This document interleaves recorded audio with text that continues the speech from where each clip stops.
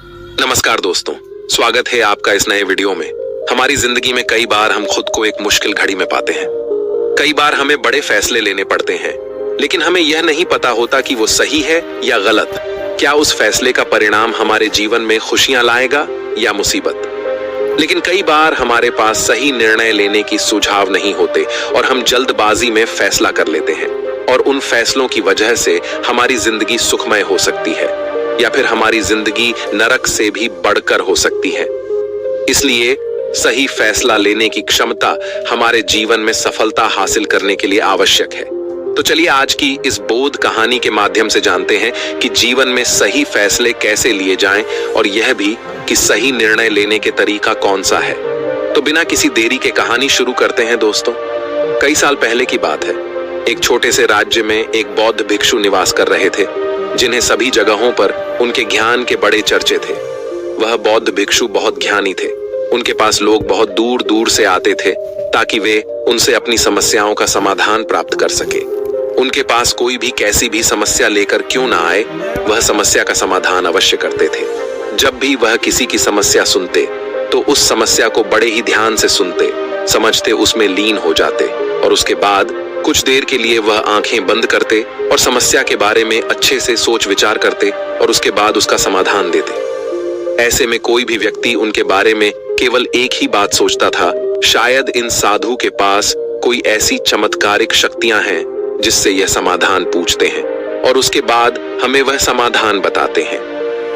एक बार एक युवक ने उन महाराज से यह पूछ भी लिया, क्या आपके पास ऐसी कोई चमत्कारी शक्तियां हैं जिसके कारण आप हमारी समस्याओं का समाधान करते हैं, या आपके पास ऐसी कोई दिव्य दृष्टि है जिससे आप हमारी समस्याओं का समाधान खोज पाते हैं।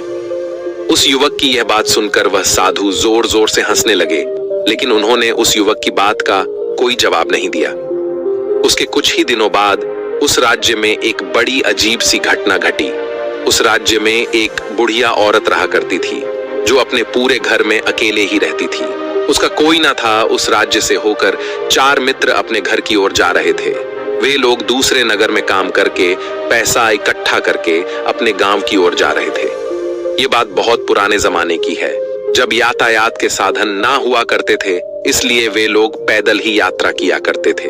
इसी कारण वे चारों मित्र अपने अपने धन को इकट्ठा करके अपने गांव की ओर प्रस्थान कर रहे थे। उन चारों ने अपना अपना धन एक छोटी सी पोटली में रखा था और उसी पोटली में उन सब की सारी कमाई थी। तभी उन चारों मित्रों में से एक मित्र कहता है, मित्रों, इस तरह से यदि हम अपना धन अलग अलग रखेंगे तो इससे हमारा धन चोरी हो सकता है। क्यों ना हम अपना सारा धन एक ही पोटली में रख दें, जिससे हम सब इस पर ध्यान भी दे सकेंगे और हमारा धन सुरक्षित भी हो जाएगा। और जब हम अपने गांव पहुंच जाएंगे तो हम वहां पर अपना अपना हिस्सा इसमें से ले लेंगे। उन तीनों मित्रों ने उस युवक की बात मान ली और वे सभी मिलकर अपना धन एक ही पोटली में रख देते हैं और वे सभी मिलकर अपने गांव की ओर आगे बढ़ते हैं। चलते चलते काफी समय बीत चुका था और अब रात्रि होने वाली थी। तभी आगे चलकर रास्ते में उन्हें एक घर दिखाई दिया जहां पर एक बूढ़ी औरत रहा करती थी। रात्रि का समय भी हो चुका था और उन चारों मित्रों को रात रुकने के लिए कोई ना कोई जगह की आवश्यकता भी थी।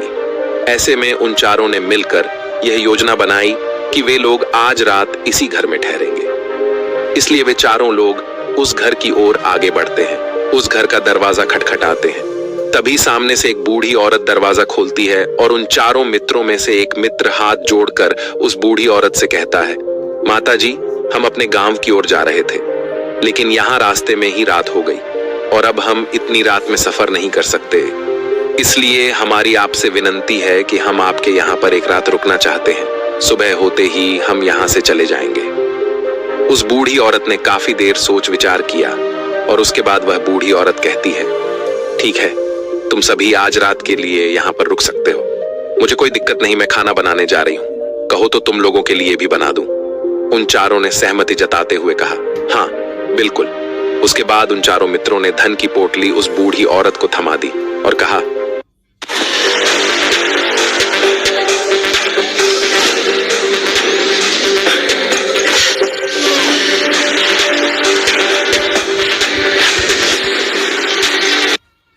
माताजी, इस पोटली में हमारे साल भर की कमाई है। हम चारों ने अब तक का अपना सारा कमाया हुआ धन इसी पोटली में रखा है और अब हम इसे आपको सौंपते हैं, क्योंकि यह हम चारों से ज्यादा आपके पास सुरक्षित होगा।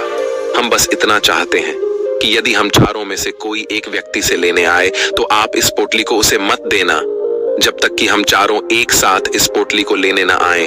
तभी वह बूढ़ी औरत कहती है, ठीक है बेटा, यदि तुम चारों एक साथ आओगे तभी मैं इस पोटली को आपको सौंपेंगे। और वैसे भी आप लोग तो सुबह यहाँ से चले जाने वाले हैं। मैं आपको सुबह ही यह पोटली थमा दूंगी, वह धन की पोटली। उस बूढ़ी औरत को थमाकर चारों मित्र निश्चिंत हो जाते हैं कि अब उनका धन सुरक्षित है और वे लोग खाना खाकर सो जाते हैं। अगली सुबह जब वह चारों उठते हैं तो सभी लोग अपनी आगे की यात्रा के लिए तैयारियां शुरू कर देते हैं। उन चारों नौजवानों में से एक नौजवान थोड़ा सा बदमाश था। वह अपने उन तीनों मित्रों से कहता है, भाइयों, इस बूढ़ी औरत ने हमारी रात भर खातिरदारी की है, हमें अच्छा भोजन खिलाया, सोने के लिए अच्छी जगह दी, रात भर यहाँ सर छुपाने के लिए एक अच्छा मकान दिया और हमने अब तक उसके लिए कुछ नहीं किया। वह बूढ़ी औरत अकेले ही खेतों में काम कर रही है। क्या हम सभी यहाँ से जाने से पहले इस बूढ़ी औरत की मदद नहीं कर सकते? उस बदमाश नौजवान ने मन ही मन यह योजना बना ली थी कि वह किसी तरह से भी उस बुढ़िया से पोटली हासिल करके ही रहेगा। बाकी के तीनों मित्र उसकी बातों में आ जाते हैं और वे सभी मिलकर उस बुढ़िया की मदद करने अर्थात खेतों में काम करने के लिए चल पड़ते हैं। वे सभी मिलकर खेतों का काम कर ही रहे थे कि तभी वह बदमाश नौजवान अपने बाकी तीनों मित्रों से कहता है, मित्र, मुझे जोरों की प्यास लग गई है, मैं जरा उस बूढ़ी औरत से पानी मांगकर लाता हूँ। वह बाकी मित्र भी अब काफी थक चुके थे, उन्हें भी जोरों की प्यास लगी थी, इसलिए वह तीनों मित्र उसे वहां से जाने की अनुमति दे देते हैं। जैसे ही वह बदमाश उस बूढ़ी औरत के पास पहुंचता है, वह उस बूढ़ी औरत से कहता है, माता जी, अब हम यहाँ से जा रहे हैं, कृपया करके हमारे धन की पोटली हमें वापस दे दें। इस पर वह बूढ़ी औरत कहती है, नहीं नहीं, जब तक तुम चारों एक साथ ना हो तब तक मैं वह पोटली किसी को नहीं दे सकती। तुम्ही ने तो कहा था कि जब तक हम चारों एक साथ ना हो तब तक यह पोटली किसी को नहीं देनी है। तभी वह बदमाश उन तीनों की तरफ इशारा करते हुए कहता, हे लाओ। उन तीनों ने सोचा कि हमारा मित्र हमारे लिए पानी लाना चाहता है, इसलिए वह हमसे आज्ञा मांग रहा है। तभी उन तीनों मित्रों ने इशारे में उस युवक से कहा, हाँ हाँ ठीक है, ले आओ। ये देख, उस बुढ़िया को यह लगने लगा कि अब ये चारों यहाँ से जा रहे हैं और ये अपनी पोटली मांग रहे हैं, इसलिए उस बुढ़िया ने वह कोटलाकर उस बदमाश के हाथों में रख दी और वह बदमाश उस पोटली को लेकर वहां से चला गया और बाकी के तीनों मित्र अपने खेत के काम में व्यस्त हो जाते हैं। कुछ देर के बाद जब वह तीनों खेत का काम करके वापस लौटते हैं और बुढ़िया से कहते हैं, माता जी, हमारा मित्र जो यहाँ पानी पीने आया था वह कहाँ गया? इस पर वह बुढ़िया कहती हैं, क्या वह पानी पीने आया था? पर वो तो कह रहा था कि हम चारों जा रहे हैं, कृपया करके हमारे धन की पोटली हमें थमा दें। तब तीनों बड़े आश्चर्य होकर उस बुढ़िया से कहते हैं, माता जी, हमने भला कब कहा वह पोटली मांगी थी? हमें तो प्यास लगी थी और हमने पानी के लिए इशारा किया था। तभी बूढ़ी औरत उन तीनों से कहती हैं, परंतु अब तो वह पोटली लेकर जा चुका है। तभी वह तीनों मित्र सर पकड़कर रोने लगते हैं और कहते हैं, माता जी, उसमें हमारा सारा कमाया हुआ धन था जो वह अकेले लेकर भाग चुका है। हमने तो आपको कहा था कि जब तक हम चारों एक साथ न आए तब तक आपको वह पोटली किसी को नहीं देनी है, फिर आपने ऐसा क्यों किया? इसमें आप ही की गलती है। हमने आपको उस पोटली की हिफाजत के लिए रखा था और आपने उसे एक ऐसे आदमी के हाथों में दे दिया जिसने हमारा सारा धन हमसे लूट लिया। हम बर्दाश्त नहीं करेंगे, हम राजा के पास जाएंगे और राजा से आपकी शिकायत करेंगे, न्याय की मांग करेंगे। अब तो इस बात का राजा ही फैसला करेंगे। तीनों नौजवान क्रोधित होकर राज दरबार में पहुंच जाते हैं और अपनी सारी समस्या उन राजा को बता देते हैं। जब वह राजा उन तीनों नौजवानों की बात ध्यानपूर्वक सुनता है तो वह तुरंत ही उस बुढ़िया को राज दरबार में पेश होने का आदेश देता है। राजा के आदेश पर राजा के सैनिक तुरंत ही उस बूढ़ी औरत को राज दरबार में पेश करते हैं और राजा भरी दरबार उस बूढ़ी औरत को दोषी करार कर देता है और कहता है, तुम्हें वह पोटली उस अकेले व्यक्ति को नहीं देनी चाहिए थी। जब उन्होंने तुमसे कहा था कि जब तक वह चारों एक साथ उस पोटली को लेने ना आए तब तक तुम्हें वह धन किसी को नहीं देना चाहिए था। इसमें तुम्हारी गलती है और अब तुम्हें इसका हर्जाना भरना होगा। तुम्हें इनका धन लौटाना होगा।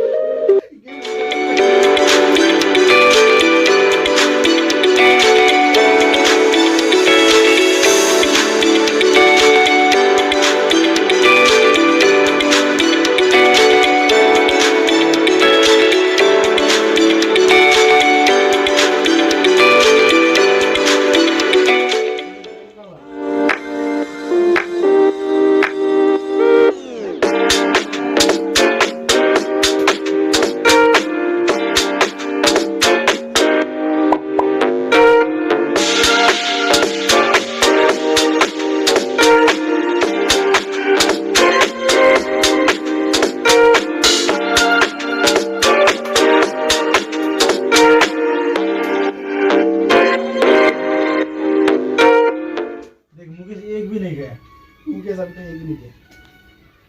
इसमें गोल खिलाने वाला कोई नहीं है। राजा का यह आदेश सुनकर बूढ़ी औरत फूट फूट कर रोने लगती है और राजा से मदद की गुहार लगाती है और कहती है, हे राजन, मैं तो एक बूढ़ी औरत हूँ और मेरे पास इतना धन नहीं है और ना ही मेरे घर में कोई ऐसा है जो धन कमाता हो। मेरे पास इतना धन नहीं कि मैं इनका धन लौटा सकूं। मैं तो अकेली हूँ, बेसहारा हूँ, कृपा करके मुझ पर रहम करे। लेकिन राजा उस बूढ़ी औरत की एक नहीं सुनता। वह बूढ़ी औरत रोते हुए अपने घर की ओर जा रही थी। ये सोच रही थी कि आखिर में इतना धन कहां से लाऊं, कि कैसे मैं उन लोगों का यह धन उन्हें लौट आऊंगी। मेरे पास इतना धन नहीं है। मैं क्या करूं, कैसे करूं, कहां से लाऊं इतना धन? यदि मैंने उनका धन नहीं लौटाया तो मुझे राजा मार डालेगा। वैसे भी मेरी ही गलती है। जब उन चारों ने मिलकर मुझसे कहा था कि जब तक हम चारों एक साथ ना आए तब तक वह पोटली किसी को नहीं थमानी है, फिर भी मैंने वह पोटली केवल उस एक व्यक्ति को थमा दी। इसमें गलती तो मेरी ही है। वह रोते रोते ये सारी बातें सोचते हुए अपने घर की ओर जा रही थी। तभी रास्ते में उस बूढ़ी औरत को वहीं संत मिले जो उस नगर में किसी भी समस्या का समाधान बड़ी ही सरलता और सहजता से करते हैं। उन्होंने उस बूढ़ी औरत से कहा, क्या बात है बेटी, क्यों रो रही हो? इस पर वह बूढ़ी औरत उस संत को सब कुछ सच सच बता देती है और कहती है, हे महाराज, इसमें गलती तो मेरी ही है। उन चारों ने तो पहले ही कहा था कि जब तक वे चारों एक साथ ना आए तब तक वह पोटली मुझे किसी को नहीं देनी है। लेकिन मेरी हिम्मत मारी गई थी जो मैंने वह पोटली केवल एक व्यक्ति को थमा दी और वह उनका सारा धन लेकर वहां से भाग गया। लेकिन अब मुझे यह समझ नहीं आ रहा कि मैं वह सारा धन कहां से लाऊं, कैसे जुटाऊं। मेरे पास इतना धन नहीं है और राजा ने तो आदेश भी दे दिया है कि मुझे उनका धन लौटाना ही पड़ेगा। लेकिन मैं ये समझ नहीं पा रही कि इतना सारा धन मैं कहां से लाऊंगी। तभी वह संत उस बूढ़ी औरत से कहते हैं, शांत हो जाओ, मैं कोई ना कोई रास्ता जरूर निकाल लूंगा। इतना कहकर वह संत वहीं पर बैठ जाते हैं, ध्यान करने लगते हैं। कुछ देर के लिए आंखें बंद कर सोचते हैं, विचार करते हैं। मौन रहकर वह समस्या का समाधान निकालते हैं और उसके बाद वह उस बूढ़ी औरत से कहते हैं, बेटी, राजा ने फैसला किया है, वह बिल्कुल गलत है। आपने जो किया इसमें आपकी कोई गलती नहीं है। राजा का फैसला गलत है। उन संत के इतना कहने पर बूढ़ी औरत चुप हो गई और यह सोचने लगी कि आखिर राजा का फैसला कैसे गलत हो सकता है। राजा तो सभी के लिए न्याय ही करते हैं और वह कभी किसी का बुरा नहीं करते। फिर आखिर आज राजा का फैसला कैसे गलत हो गया?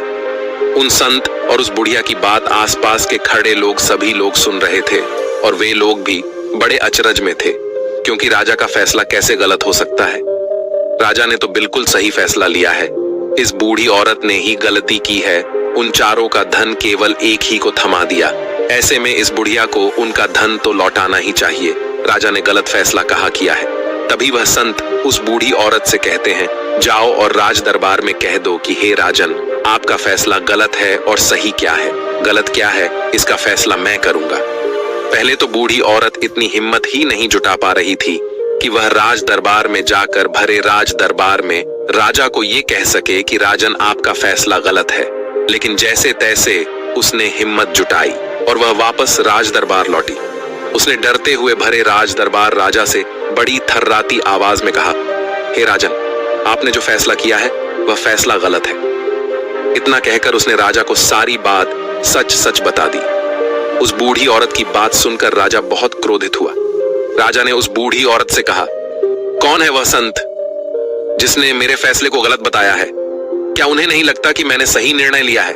मैं हर रोज कई निर्णय लेता हूं, कई फैसले करता हूं, लेकिन आज तक कभी किसी ने मुझसे यह नहीं कहा कि मेरा फैसला गलत है। यदि उन संत ने मुझे सही फैसला न सुनाया, उन्हें फांसी की सजा दे दूंगा। यह बात पूरे नगर में फैल गई। सभी लोग यह जानने के लिए हैरान थे कि आखिर वह साधु ऐसा कौन सा फैसला सुनाने वाले हैं जो राजा से भी उचित होगा, जिसमें सबके लिए न्याय होगा। राजा ने अपने सैनिकों को तुरंत ही आदेश दिया कि जाओ और संत को राज दरबार में लाओ। राजा की आज्ञा के अनुसार वे सैनिक तुरंत ही उन संत को लेने के लिए निकल पड़े। वे लोग कुछ ही देर बाद उन संत को लेकर राज दरबार पहुंचे। राज दरबार में सभी लोग उपस्थित थे और सभी लोग उन संत के फैसले का इंतजार कर रहे थे। उन संत को देखकर राजा कहता है, महाराज, आपको ऐसा क्यों लगता है कि हमने जो फैसला किया है वह गलत है? इस बुढ़िया ने यह वादा किया था कि वह चारों लोगों को एक साथ ही वह पोटली जमाएगी, फिर आखिर उसने अपना वादा क्यों तोड़ा?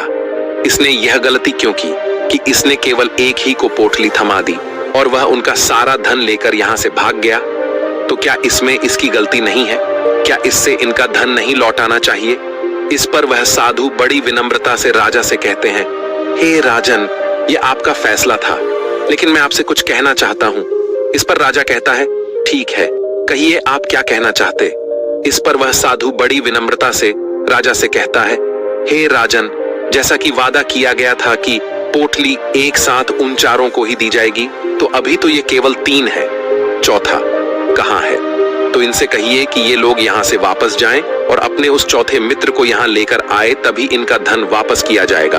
और वादा भी ऐसा ही किया गया था कि जब तक चारों लोग एक साथ ना हो तब तक उनका धन उन्हें नहीं लौटाया जाएगा। और यदि यह बूढ़ी औरत इन तीनों को धन लौटा देती है तो ये बूढ़ी औरत अपना वादा तोड़ देगी और ये सही नहीं है। इसलिए यदि आप चाहते हैं कि इनका धन लौट आया जाए तो पहले इनसे कहिए कि ये लोग जाएं और अपने उस चौथे मित्र को यहाँ पर वापस ले आए। उस राज दरबार में हर कोई इस बात को सुनकर बहुत खुश हुआ। सभी ने उन संत की बहुत तारीफ की। राजा भी उन संत के इस फैसले से पूरी तरह से सहमत था। राजा तुरंत ही उन संत के सामने सिर झुका लेता है और हाथ जोड़कर उनसे कहता है, हे महाराज, आपका यह फैसला इतना सही कैसे हो सकता है? आखिरी बात मेरे दिमाग में आई क्यों नहीं? मैंने इस बात को इस तरह से सोचा क्यों नहीं? तभी वह साधु उस राजा से कहते हैं, हे राजन, आपके पास और भी काम होते हैं। आप दिन भर व्यस्त रहते हैं और आपको जल्दबाजी में फैसले लेने पड़ते हैं। आपने इस मामले को सुना समझा, लेकिन इसे देखने में आप गलती कर गए। इससे आपने केवल ऊपरी तौर पर देखा। आपने इसकी गहराई तक जाने का प्रयास तक नहीं किया। यदि आपने इस मामले की गहराई को देखा होता, समझा होता, तो आप भी इसी नतीजे पर आते। जब तक हम किसी मामले की गहराई तक नहीं जाते, तब तक हम उसका सही समाधान नहीं निकाल सकते। लेकिन हम में से अधिकांश लोग तो अपने फैसले केवल जल्दबाजी में लेना चाहते हैं, भले ही वह मामला कितना भी गंभीर क्यों ना हो। हमें तो बस अपना हक चाहिए, हमारा नाम होना चाहिए, भले ही फैसला हमारे लिए आगे चलकर हमारे लिए नुकसानदायी क्यों ना हो। लेकिन हम तो उस मामले की गहराई तक जाने के लिए सोचते तक नहीं। तभी वह राजा उन संत से कहता है, हे महाराज, क्या आपके पास कोई दिव्य शक्तियां हैं? क्या आपके पास ऐसी कोई चमत्कारिक शक्ति है जिसे आप सवाल करते हैं और बदले में वह आपको जवाब देती है, जिस कारण आप सटीक और सही समाधान बता पाते हैं? राजा की यह बात सुनकर वसंत मुस्कुराने लगे और राजा से कहते हैं, हे राजन, ये सवाल मुझसे कई लोगों ने पूछा है और मैंने कभी किसी का कोई जवाब नहीं दिया, लेकिन आप इस राज्य के राजा हैं, इसलिए मैं आपके इस प्रश्न का उत्तर देता हूँ। आप में से कई लोगों को यहाँ ऐसा लगता है कि मेरे पास कोई ऐसी शक्तियां हैं जिससे मैं बात कर सकता हूँ, जिससे मैं कोई भी समस्या का समाधान पा सकता हूँ। लेकिन मैं आप लोगों को एक बात सच सच बता देता हूँ, मेरे पास ऐसी कोई शक्तियां नहीं हैं। मैं तो केवल हर मामले की गहराई तक सोचता हूँ, उस बात पर विचार करता हूँ, और जब मैं विचार करता हूँ तो मेरे सामने कई सारे समाधान आते हैं, और जो समाधान मेरे सामने आते हैं मैं उन पर भी विचार करता हूँ, उनके बारे में भी गहराई तक जाता हूँ। और जब मुझे लगता है कि इस समस्या का समाधान यही होना चाहिए, तभी मैं समाधान उस व्यक्ति को देता हूं ताकि वह अपनी समस्या का समाधान कर सके। अब आप ही सोचिए, आप जल्दबाजी में यह फैसला लेकर इस बुढ़िया का जीवन पूरी तरह से बर्बाद कर देते। हमारा पूरा जीवन केवल एक फैसले पर निर्भर करता है। यदि वह फैसला सही हुआ तो हमारा जीवन अच्छा बन जाएगा, और यदि वह फैसला गलत निकला तो हमारा जीवन नर्क से भी बदतर हो सकता है। इसलिए यदि आप सही और सटीक फैसला लेना चाहते हैं तो आपको मौन रहना सीखना पड़ेगा। मौन रहकर उस पर विचार करना सीखना होगा, क्योंकि हमारे फैसले ही हमारा भविष्य तय करते हैं, हमारी जिंदगी का अगला पड़ाव तय करते हैं। फिर चाहे वह फैसले छोटे हों या बड़े, वे ही हमारी जिंदगी को निर्धारित करते हैं। इसलिए सबसे पहले हमें सही फैसले लेने के लिए मौन रहना सीखना आवश्यक है, उन पर विचार करना आवश्यक है। और जब आप ऐसा करते हैं तो आपके सामने एक ही समस्या के कई सारे समाधान निकल कर आते हैं, और जब आप उन पर गौर करेंगे तो आपको यह समझ में आएगा कि उन फैसलों का समाधान कैसा होना चाहिए, कि समाधान से आपको क्या फायदा होगा और क्या नुकसान होगा, या उस समाधान पर सोच और विचार करने पर ही आप उसे समझ सकते हैं, और तभी आप यह निर्णय भी ले सकते हैं कि क्या यह समाधान उचित रहेगा या नहीं। और यह सब संभव हो सकता है यदि हम कम बोलना शुरू करें, अब पूरी तरह से मौन हो जाए। इसका अर्थ यह है कि आप भीतर से शांत हो जाएं, और जब आप भीतर से शांत होने लगते हैं तो आपका मन स्पष्ट होने लगता है, साफ होने लगता है, और आप किसी भी चीज पर सोच विचार कर सकते हैं। और जब आप भीतर से शांत होने लगते हैं तो आप ऊपर से भी कम बोलते हैं, और जब आप धीरे धीरे कम बोलने के आदी हो जाते हैं तो आप साफ और स्पष्ट तौर पर सोच और समझ पाते हैं। आपके विचारों में शुद्धता आ जाती है, जिससे आपको यह साफ और स्पष्ट देखने को मिल जाता है ये कौन सा फैसला सही होगा और कौन सा फैसला गलत होगा। आपको उस परिस्थिति में क्या करना चाहिए और क्या नहीं करना चाहिए। लेकिन हम में से अधिकांश लोग अपने आप को सही साबित करने के लिए, अपने आप को ऊंचा साबित करने के लिए अत्यधिक बोलते हैं, और इतना बोलते हैं कि हर कोई उनकी बातों को गंभीरता से नहीं लेता। उन्हें ऐसा लगता है कि मानो ज्यादा बोलना ही हमारे लिए हमारा शस्त्र है, लेकिन वह यह भूल जाते हैं कि वह अत्यधिक बोलकर मूर्ख बन रहे हैं। लोग हमारा मजाक बनाते हैं, हमें मूर्ख समझते हैं, हमसे दूर रहने लगते हैं क्योंकि उन्हें हमारी बक बक अच्छी नहीं लगती। लेकिन जब आप भीतर से शांत होने का प्रयास करते हैं और धीरे धीरे भीतर से शांत होने लगते हैं तो आप खुद ब खुद ऊपरी तौर पर कम बोलना शुरू कर देते हैं। इससे आपके मन में, आपके मस्तिष्क में एक साफ और स्पष्ट विचार उत्पन्न होते हैं, और आप अपने आप को साफ स्पष्ट तौर पर समझ पाते हैं, देख पाते हैं आपको कब, क्या, क्यों और कितना बोलना चाहिए, और आपको कब, कैसे, क्यों, किस तरह से कौन सा फैसला लेना सही है या नहीं, यह भी आप अच्छी तरह से समझ और जान पाते हैं। जब आप कम बोलना शुरू करते हैं तब आप अपने आप को बहुत अच्छी तरह से समझना शुरू कर देते हैं, अपने आप पर अच्छी तरह से विचार करना शुरू कर देते हैं। तब आपको यह बात भी बहुत अच्छी तरह से समझ में आने लगती है कि जो हम बेकार की बक बक करते हैं उस पर हमारे शरीर की बेवजह ही कितनी सारी ऊर्जा यूं ही व्यर्थ हो जाती है, नष्ट हो जाती है, जिसे हम चाहे तो किसी जरूरी काम में लगा सकते हैं, फैसले लेने में लगा सकते हैं, जिससे हम तनाव मुक्त रह सकते हैं और हमें अच्छी नींद भी आ सकती है। और यदि आप इसी प्रकार सोच विचार कर फैसले लेना शुरू करते हैं तो आपका मस्तिष्क भी अच्छी तरह से काम करने लगता है, और आपका मस्तिष्क पहले से भी ज्यादा शक्तिशाली हो जाता है। और इसका एक बहुत अच्छा उदाहरण भी आपको मैं बताना चाहूंगा। जब आप स्कूल में पढ़ते थे या फिर आज भी आप पढ़ रहे हो तो आपने देखा होगा कि जो बच्चे होनहार होते हैं, होशियार होते हैं, वे लोग बहुत कम बातें करते हैं और अपना समय सही चीजों में लगाते हैं।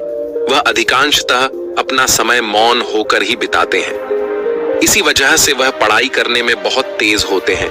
वह जो कुछ भी पढ़ना चाहते हैं वह उसे याद कर ले जाते हैं। लेकिन वहीं पर दूसरी तरफ जो लोग बहुत अधिक बोलते हैं, यदि आप उन्हें पूरे 24 घंटे भी दे दें तो भी वह उस तरह से उन चीजों को याद नहीं रख सकते जिस तरह से वह मौन रखने वाले बच्चे उन बातों को याद कर लेते हैं। और महान चाणक्य ने भी यही कहा है कि जो व्यक्ति ये समझ जाता है कि उसे कब, कहां और कितना बोलना चाहिए, उस व्यक्ति को सफल होने से कोई नहीं रोक सकता। और आप इतिहास उठाकर देख सकते हैं, आज तक जो भी लोग महान हैं, जो लोग भी सक्सेसफुल बने हैं, उन लोगों की आदत बहुत कम बोलने की है। उनका पूरा ध्यान केवल अपने लक्ष्य पर होता है और अपना पूरा समय वह अपने लक्ष्य को पाने में ही लगा देते हैं। इसीलिए आपको भी यह आदत अपने जीवन में उतारनी चाहिए। और कम बोलने का अर्थ यह नहीं कि आप ऊपर से कम बोलें, बल्कि आप भीतर से कम बोलिए, भीतर से शांत रहिए।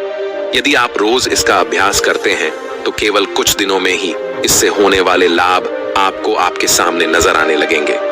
दोस्तों, आपने आज के इस वीडियो से क्या सीखा वह मुझे आप कमेंट में बता सकते हैं। इसी के साथ मैं उम्मीद है कि आपको आज की वीडियो पसंद आई होगी, तो इस वीडियो को उस इंसान को शेयर करें जिससे ये कहानी सुनने की जरूरत है, और उसी के ठीक बाद चैनल को सब्सक्राइब करें।